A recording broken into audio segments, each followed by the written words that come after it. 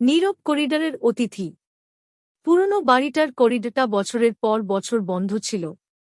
জানালাগুলো দিয়ে ঢোকা আলো যেন ভয়ে কাঁপত। এক রাতে হঠাৎ বাতাস ঠান্ডা হয়ে গেল, আর তখনই সে ভেসে উঠল, সাদা লম্বা চুলে ঢাকা এক অবয়ব। তার চোখ দুটো জ্বলজ্বল করছিল, কিন্তু রাগ নয়, ভরা ছিল গভীর কষ্টে। সে ধীরে ধীরে সামনে এগোতে লাগল। মেঝের উপর তার কোনো ছায়া পড়ছিল না। বাড়ির পুরনো চেয়ারের পাশে এসে সে থামল। বহু বছর আগে এই চেয়ারে বসেই সে শেষবার অপেক্ষা করেছিল কারো ফেরার। কিন্তু কেউ আর আসেনি। আজও সে অপেক্ষা করে, কারো ক্ষতি করার জন্য নয়, শুধু চায় কেউ একবার জিজ্ঞেস করুক, তুমি এখনো এখানে কেন? করিডরটা আবার নিঃশব্দ হয়ে গেল।